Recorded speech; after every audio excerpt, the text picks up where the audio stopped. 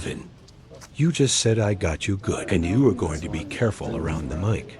Now, I do. I swear, but I have some cleaning now, so I've been working on cleaning rocket ships, but I'm making glow in the dark ones. Cool little mic. Check, check. Yeah. Is it wet? Oh no! What happened? Oh no! How terrible! That's just awful! How terrible! Oh no! okay, let's try and be a little serious. We do have a big problem with our tribal council. This is something the entire tribal membership should watch and share. The tribal president is asking for our help, and we need to bring to account these Rouge council members.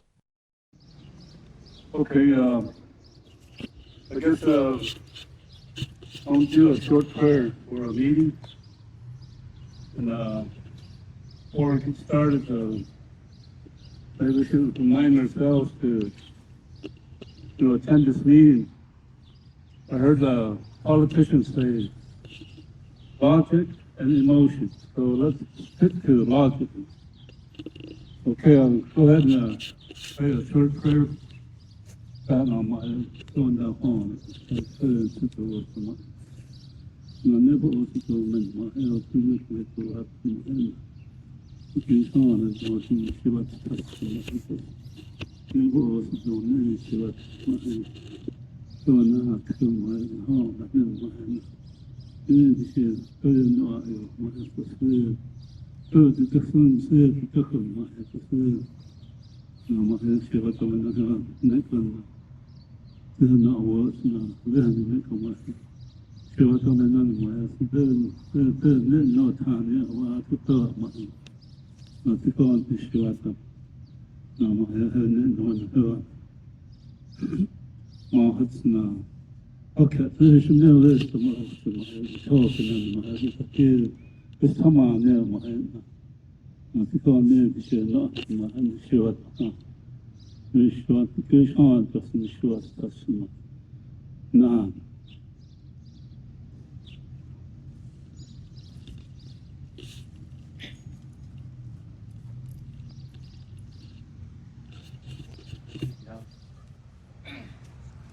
Okay, so I don't know, my name's Alvin Graydell, and I basically got along with the people that all kind of put this together today, and we all came to the conclusion of trying to get everybody together, not just one district, but bring all the districts together, and getting everybody away from the emotion part, that's the tough part, and the logical part is where this is at right now, and trying to get the transparency to the districts, to our people, to the elders that don't have Facebook, that don't get to see this on on the computer or on their phones or whatever. We wanted to do this, and then maybe this will carry on. Maybe we can have it in Bernie or Ashland on the other districts. And this community's needed this for a long time, and I do believe in having a voice, being able to speak our mind with reason, of course, but to be able to keep everybody informed with what's going on for our people. A lot of people don't know what's going on with the tribe, and that's mainly what this is here for. And I just wanted to say that much.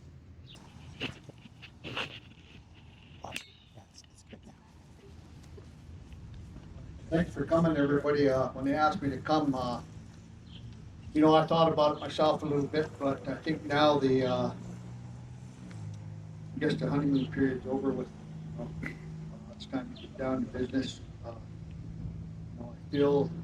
feel that, with me as being president, I try to be as transparent as possible and put the truth out there. I keep getting backlash from a few of the council, you know. Don't get me wrong, there's some good folks on the they're all good people. I'm not gonna bash nobody. What we need to do is come together. And I invited them. I put the turn it up. I put the flyer on our group chat, inviting the council to come to this. And of course, there was opposition from a couple, but others didn't answer.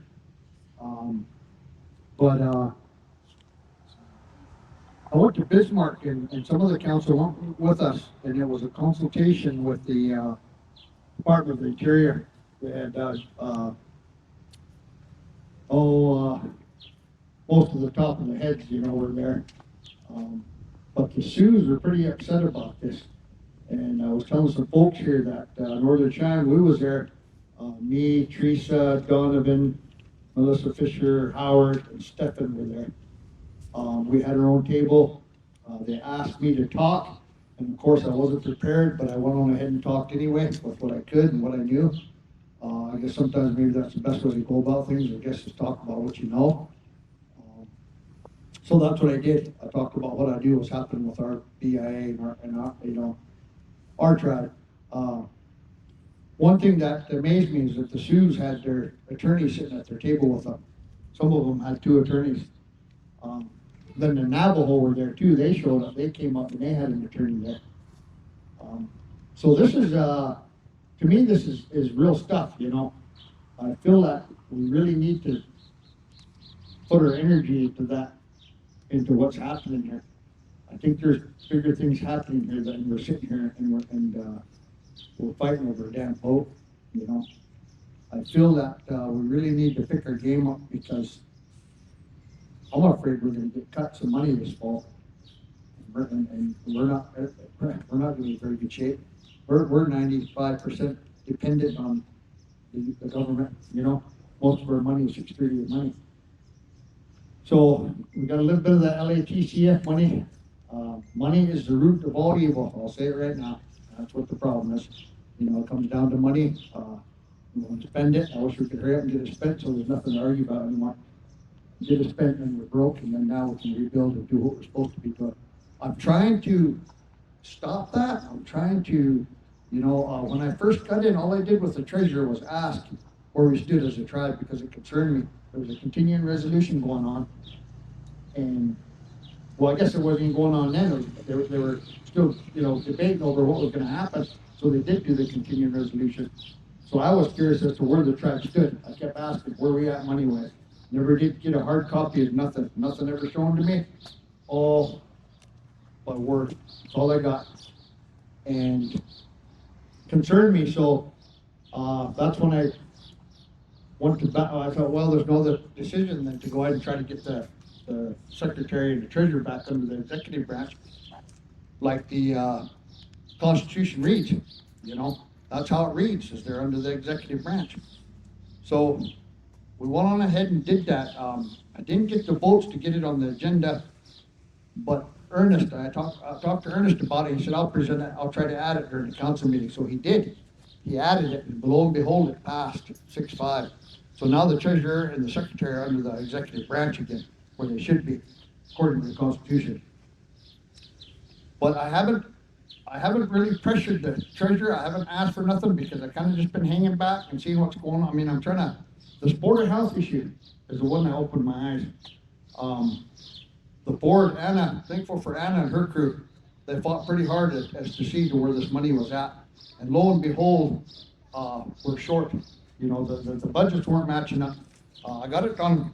You know, I keep getting accused of telling lies, you guys. I'm gonna tell you guys that right now.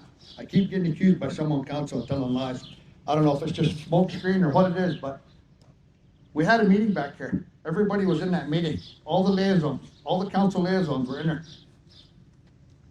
We had the director of finance, we had the accountant, we had the board of health, me. We talked about the situation, and Anna had some numbers there. And what had happened is her budget showed 1.2 million, or no, or budget, what was approved, I should have brought that paper up. Long story short, there was a difference of 1.2 million between what the budgets were and what was awarded to the tribe. There was a $1.2 million difference. So that was concerning. So the carryover number changed numerous times. I don't even know if this number is right even. I mean, I don't know. It started at 41,000, now it's at 109,000. And there was 5 full-time positions being paid out of that. And then there was maybe 12 positions that were getting supplemented 25% out of there. So a decision was made is we're gonna have to lay some people off because we were gonna be in the red when it came October. So the best choice to do was to lay them people off. Well, there wasn't enough for a quorum for the board, so they decided to meet that evening. Everybody was told that we gotta go to this meeting. We're gonna make the decision there. Well, we did. One of the council members never came, didn't make it. She sat back here, but she didn't come down there. The one accusing me of all the lies, never showed up down there. And those decisions were made. Well, now she's the one that's mad. She's the one that's throwing smoke up. She's the one trying to make me look like the bad guy. I'm the one telling lies. You know, I wish she was here. I'd buy her. But no go. I think we need to start coming together because there's, like I say, this fall is not looking good. I feel, that's my opinion. When I met with Danes down there in DC, he flat out told me, well, first thing he told me, he's gonna get us to jail, which is good. He said, in 2 years, we'll have you in jail. And then he said, I'm gonna be straight up, I'm gonna be real with you, Gene. He said, these cuts are coming, they're gonna happen. And I said, I agree with you, I understand. I said, I agree with you. So I've been preaching that, and it's falling on deaf ears in here, you know. The audit, let's talk about the audit. It seems like that's where, I guess that's where the uneasiness is, I guess. That's where the frustration is coming in for me. We should be happy for an audit. We should be accepting an audit. We should be opening the door to an audit if we did no wrong. We should open that door and say, hey, come on in. Do the audit, show the people, see what happened with this money. Reason why, and they came at me, you know, what are you looking for? Why are you pushing an audit? And I said, you know what, hold on a minute. I thought about it. Why am I pushing it? I didn't vote for the audit. They did, 6-5. They voted for the audit, not me. I'm just carrying it out. That's my job, is to carry out what they want. So that's all I'm doing, but yet I'm the bad guy for doing it. Well, hey, you guys voted for it. That's what you guys wanted. I'm in agreement with it. I'm gonna push it through. Money became an issue. Where are we gonna find the money? Boy, God, that's a lot of money. Can't do it. Boy, anyway, I got to talking to the Treasury Department on that. What money's left? That LATC funds. They are under, right now, the director is under the president. The director of ARPA and LATCF is under the president right now. This budget and finance needs to be put in check. That's how I feel. Something needs to happen with budget and finance because we're just having meetings on a whim. When we need to pass a budget, things need to be paid. Let's have a budget and finance meeting. It don't matter who's there. Let's just have, because there's just a few of them that are going to be there and make that decision. So now, in this last budget and finance meeting, a couple things happened that's concerning to me. They want the director of LATCF back under the council. Had somebody tell me that sat in a meeting that told me what happened. And he was going to try to be here, but he might not make it. But anyway, I said, what's going on? He said, well, a couple of things, Gene. He said, they passed. They want the LATCF director back underneath council. They want to supervise him because of that money. Now, mind you, that's where the audit money's coming out of. So my thinking is, what's the big deal? It's all right where it's at now. This is how it should be. I'm the one that oversees all the programs, right? That's my job, to oversee them programs. Well, they want her back now. And I'm thinking, what for? What's the reasoning? Is it because of the audit? I'm questioning it now because is it the audit? Are we gonna say, okay, well, guess what? We don't have no money for the audit now, so it can't happen. We don't have no where we're gonna find it. But I had already budgeted money for the audit in there. That's already in there.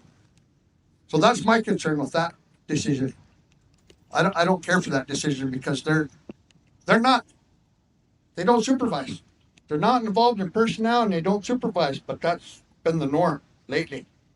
And I'm going to put a stop to it. I'm going to put my foot up. That's why I'm here, to tell you guys what's going on there. I'm gonna put a stop to it, and whatever happens, happens. That's how I feel about it. The other issue is, I got a budget. I got some money, that was given from the BIA from 638 funds. There's about 300,000 in there. Was given to the executive branch, and that was 4 years ago. You guys, that money's been sitting there. I got that money, and I decided, heck, I need some more help back here. I haven't even looked at some of these programs. These programs need to be providing a service to the people. Some of these might not be because I hadn't even got to them yet. Board of Health's been a big one. Took up a lot of time. You know, and I thought, well, maybe I could hire another person to help me. So I redid the budget and I submitted it. Well, they won't pass it. And I've asked why. They said because of duplication of services. And I said, well, how can it be duplication of services? You haven't even seen the job advertisement or the job description. Nope, duplication of services. They tabled it twice now. So they're not wanting to work with me. I'm not going to say all of them, you guys. Just a few of them. They tabled it again. Wouldn't pass it. So, go a little further here in this budget finance meeting. They decide they're going to table. So NCIS director quit me back in the day. We've talked and aired it out now, but he quit. And so we advertised that position, the lead position of NCIS. That was John Grinsell, and we're good. We talked, and we had a misunderstanding of what it was. But he's retired now. So we advertised. We had two people put it. We had Jeremy Middlestat and Orlean Howe. Both qualified. Jeremy Middlestat's the sheriff in Bighorn County. He wanted to come over here and go to work. And then we had Orlean Howe. I stayed out of it. I'm related to Orlean. I stayed out of it. I didn't want no part of it. You know what I mean? I'm trying to keep myself straight here. So I stepped out of it. They screened, they interviewed. In the end, they ended up picking Orlean. Well, in the budget and finance, they tabled the NCI's budget now because they don't like Orlean. I'm trying to move forward with this program, but if we don't like somebody, we're not going to do it. Today on the goddamn group chat that we talk on, I finally see with reasoning. They're trying to say nepotism. And they're saying that there needs to be a background check and all this stuff. And I'm like, oh my God. It's a 638 program. She will get her background check when she's hired. That's part of it. That's an intensive background check. She'll get it. Now, what would have happened if they would have hired Jeremy Middlestat? You know, there's a lot of question marks on him over in Bighorn County. I don't know. I can't judge a fellow. I don't know. But he's white, and he's a sheriff over there. He was going to come over. I mean, what kind of backlash then if they would have went that way? If I'd agreed to him to go that way. So it's like a no-win situation with these guys here lately. I feel like they're trying to set me up for failure, and I'm getting tired of it, and that's why I'm here. I just don't agree with it. The boat. I'm lying again about the boat. Everybody's lying. You know what? The boat never had no minutes test. I got the paperwork in here. It was a payment voucher. The Pierce RV for a boat, $47,000. There's nothing with it in that system. There's no minutes. There's no nothing. Just a payment voucher, requisition, check made, went and got the boat. No checks and balances, you guys. None whatsoever. They continue to roll. And I've been fighting with this thing because I want to know where the tribe stands. It concerns me where we're at as a tribe for people. They're cutting Lehat. You know, they're cutting the Bureau. They're cutting all these things that we need. As far as we know, that's what his plan is. Congress has got to approve it, but who knows? Maybe it's real. But we should at least prepare for it. Wait till fall's over, then go to spending money if it doesn't happen. Maybe it's going to give us more out. We don't know. But we should button up a little bit and start taking care of our business here, you know? It's not happening. Okay, back to the boats. So in this budget, I got a message for one of the councilors. We got a boat budget in your office somewhere. We need it for the budget finance. I was gone. I said, all right, so we got it. They sent me pictures of it. Of course, it got passed. They sent it back. Well, the director is Rael Rowland. Rael Rowland doesn't even work for the tribe. They got her as the director on the budget. So I called HR. I said, is she an employee? No, she's not an employee. But what is she doing on the budget? And the budget is pretty extensive, 100-something thousand. Now there's 103,000 for vehicle purchase. Now I don't know if that's the 2 boats that they bought, or if they're going to buy another boat. I don't know. But I'm opposing it, you guys. I'm going to oppose that budget here at this council meeting. I'm going to oppose it because I don't I don't agree with it. Number one, the director isn't an employee of the tribe. She's not an employee. She's a friend. She's a buddy back here. And I'm not gonna prove it. So the other issue that's going on, ad hoc again. Here we are. Ad hoc. I haven't had a chance. I ain't been here 6 months and we're already ready to ad hoc. Gave me no explanation whatsoever. Got a call from one person, or a message, you need to talk. Okay, I said, I got court right now. I had court down here. And then I had to head Bismarck. She says, well, call me on your way. Well, I got busy. I didn't have time to call her. So what does she do? She puts in two agenda requests, one for ad hoc Board of Health, one to ad hoc Land Authority. And I got on her and I said, well, what's the reason? Can you guys give me a reason? You should at least be decent enough to say, hey, this is our reason. This is what we're going to do. I never got one. Well, Board of Health didn't make the agenda because she didn't get the signatures. Land Authority did. So Land Authority is on the agenda for Tuesday. Talked a little more. Finally got some information. Okay, well, we're going to take it because they're behind on home site leases. They're behind on this. They're behind on that. There's a chairman and part of your board right there. They'll sit there and tell you they're caught up on everything. So what is the motive for these ad hoc boards? What is it? I'll tell you what it is. It's power. They want that power and control. They've had Land Authority in the past. They've had Board of Health in the past. Let's bust that power. And maybe we can shut this audit down too. Ever since I mentioned Board of Health audit, another group of people come up. Oh my God, why are you doing that? Why are you saying that word? 5-letter word, that's no good. Don't be saying that word, you know. I think Board of Health should be audited. I do. Where's this money at? Where's it going? And I'm not accusing nobody of stealing, you guys. I'm not going to accuse nobody of stealing. Because that's kind of what they're coming at me for, thinking I'm trying to go after somebody. No, it's good business. I'm new coming in. The rest of these council that are coming in, they should be on board. They should say, okay, yeah, let's do this. 90 million, you guys, in 2020. That's when it started, 2020, when COVID came. That's when the money started coming. In total, 90 million. That's what was given to this tribe. 27 million was given to you people for a stimulus payment. 27 million. 2 buildings over here probably don't add up to 2 million over here that are being built. That's 30 million, let's say. Now, we're pushing for this Lander Hall over here out of that money. That's another thing that concerns me with them trying to take this LATCF money over. Are we still going to be able to keep this money for this hall, which is needed here in town? I don't know. They're not talking to me, but they're going to say I'm not talking to them. Shit, they leave me out every decision they made.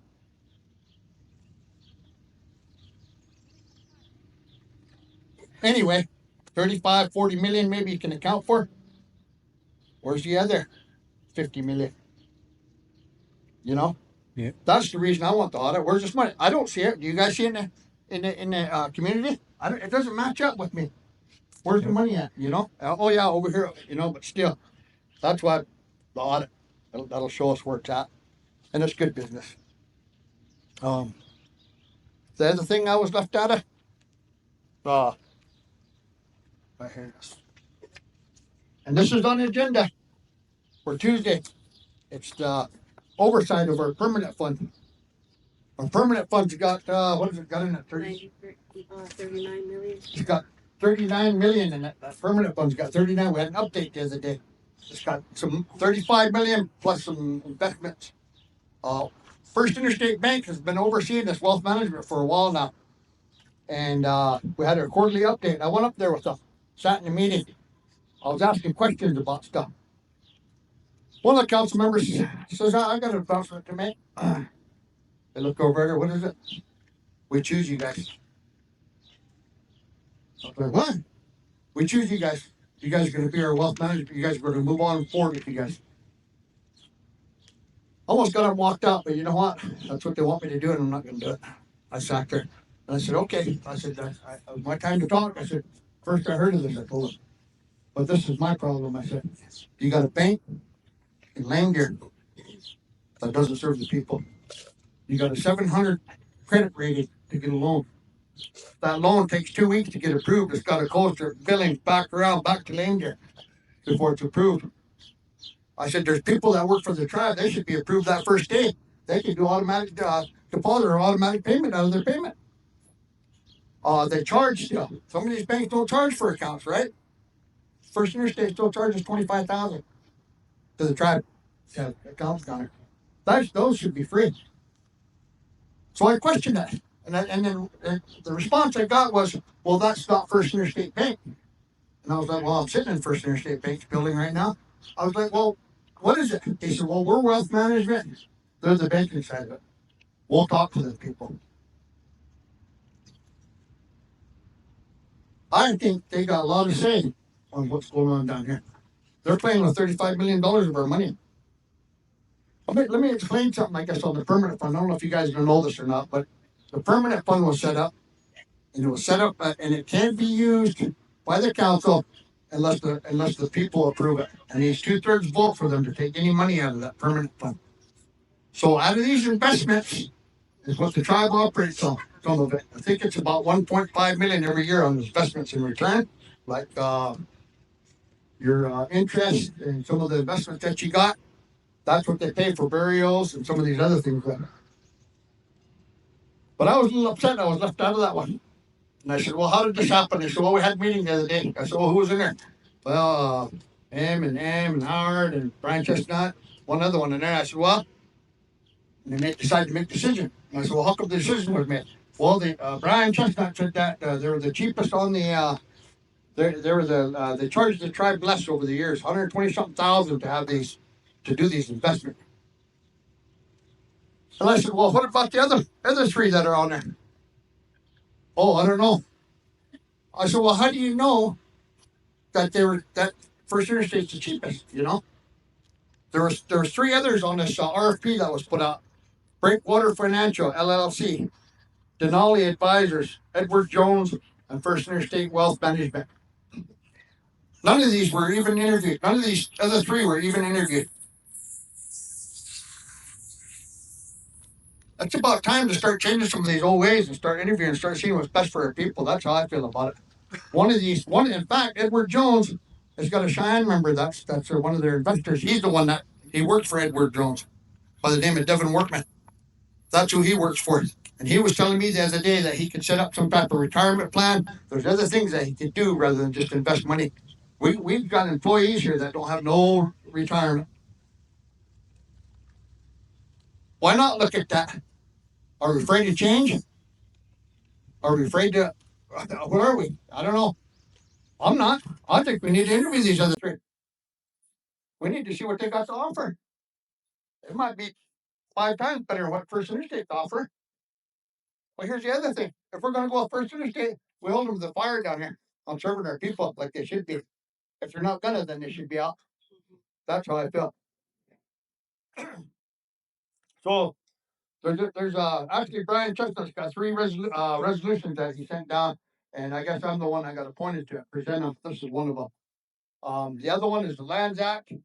Uh, um, Randy knows a little bit about it. It was I don't know, Randy. I don't know. You want to talk about it for a second or not?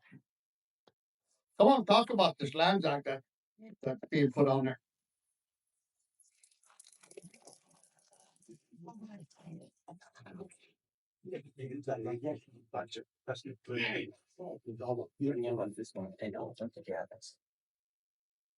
Yes, you got to get some. Well, you know, it's Hello, everybody. Beautiful, sunny, hot day here.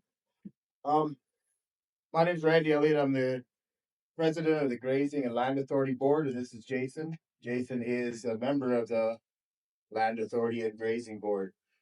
We feel like we're under fire because we're a new board. We're not technically a new board. There's a few members of us that were on the Grazing Board previously. Right now, I feel that we have a board that's heart is here with our people. Our board is comprised of a couple of operators. We have our traditional side of things looked at by Dolores Yellow Eyes. Jason is a whiz when it comes to tribal laws and all of the to do there. But I feel like we're under attack for no reason at all. They're saying that we are denying home spots. We haven't denied one yet. But what I will tell you we have had to do is we've had to backtrack and fix home spots that were frivolously given and no information or no. We've got home spots that were given to people that were on allotted land. People's private land, the last board gave just anybody a home spot right in the middle of somebody's private land. You know, I don't know if you guys think that's okay, but I don't. Um, we've got home spots right now. One of the big ones we're working with is a home spot right at the cut across road. You've all seen it. You come around the corner and boom, home spot right over the corner, right over the edge of the road. I, in my law enforcement career, seen semis crash exactly where that house sits. Is that safe for our people? You know, so we're working with her now to get her home spot moved. But as for the Land Act thing and the, you know, the solar or wind power stuff, we have just got yesterday or the day before information about this. We've been left out of it. How do we know what's best for our people and push what's best for our people if we don't know about it and it's withheld in this building? You know, the proper procedure for something like that would have come through Land Authority Board, and we as a team, after checking in with all of our membership, we as a team would present to the council for final approval. Not this game of let's jump everybody and let's just get it approved. What does that help? Does that help any of us? None of us know what's going on. None of us have any say. You know, do we, right now, this group of people here, wind turbines. How many of you want wind turbines on our reservation? A few. How many of you don't know anything about a wind turbine? There's a few. Why not bring it out to the community and get everybody on board? One more thing I'd like to kind of point out is our fiber optic stuff. How many of you received a lease agreement in the mail? Anybody? Did anybody know what that piece of paper was when they opened it? Does anybody still have a clue what that is? From my understanding, that's a one-time payment. We're going to put the fiber optic line to your property. 50 years. For 50 years. We're going to pay you $300 to put this through your property for the rest of your life. We didn't know anything about it. We didn't know it was coming. It's been behind closed doors. So me, myself, I'm a little upset. I'm a little, upset, you know, because I think like Gene is trying to do everything Gene does. You can sit there weekly and look at Gene's updates on the internet of what he's doing and what he's pushing for and what he's trying to bring for us. Our programs, you know, I still run the fire department program here in Lane Deer. We're an open door. Still a bunch of money. Yeah, we could discuss that real quick. So the first time in history last year, our fire department responded to a house fire in West Side, the fourplex. You all remember the big fourplex up West Side? 4 apartments attached to each other. At the time, my crew and my trucks were struggling trying to handle that fire and get it put out so it wouldn't spread. I called in Colstrip, I called in Ashland, and our neighbors dropped what they were doing to come help us. So with a little bit of research, I'd been researching it prior to this fire, but I found out that every house under Housing Authority's power has Ameren insurance on it. And every house has a 15 to 20 some $1,000 fire protection policy on it. Fire's over and done with. I put in an invoice and a report and everything to Housing Authority. We got almost $16,000. A check from Ameren. The first time our fire department on this reservation has ever generated income. We're happy. That's a heck of a step. You know, that's new fire trucks down the road. That's all kind of things. But here's the catch. We made a revenue account here at the tribe. After we auctioned off some old equipment. We made a revenue account. We had our money in this revenue account. So I told my office manager one day, we need to buy a side-by-side trailer to help with search and rescue, get equipment in and out of the field. She goes and checks this revenue account. There's less than $500 in that revenue account. We asked for a printout. We asked for updates. Where did this money go? Because I'm sitting here going, well, I didn't sign for that. Where'd it go? To this day, not a single person in that side of the building has told us where that money's went. They tell us it was a ceremonial event. Doesn't the director of the program have to sign off on money coming out of the budgets or out of the revenue account that belongs to the fire department? So to this day, we've never got our money recouped. We've never got anything back out of it.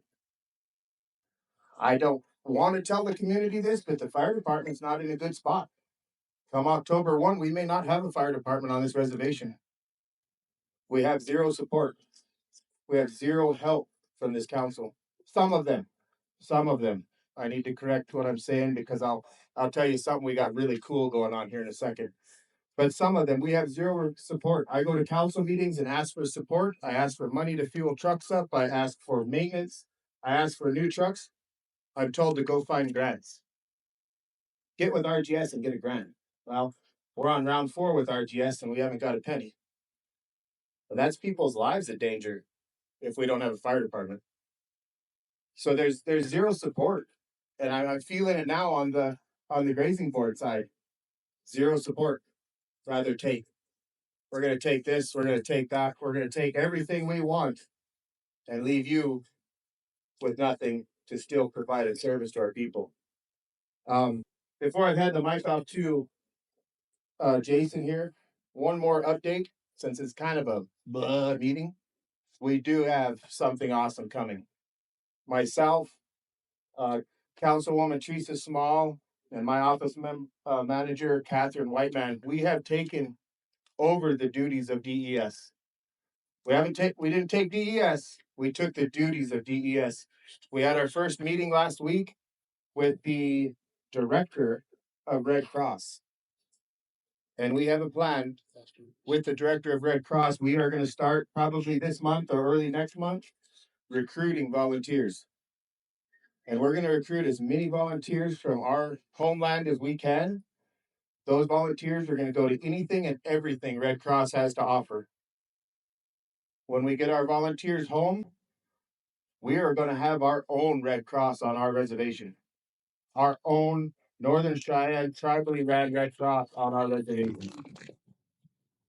To that level of we're going to start home and then venture out. If Crow needs help, whose Red Cross is going to go help them? Ours. Colstrip Power Plant has a problem. They need Red Cross. Whose Red Cross is going to go help them? Ours. We're going to do this all under the big Red Cross, and they're going to show us how to do it and how to set it up and how to build the foundation, because I believe in my heart that our people still remember how to take care of ourselves. We don't need a director to take care of us. We don't need a council to take care of us. We don't need a government to take care of us. We can take care of ourselves. And we're going to set the framework to make that happen.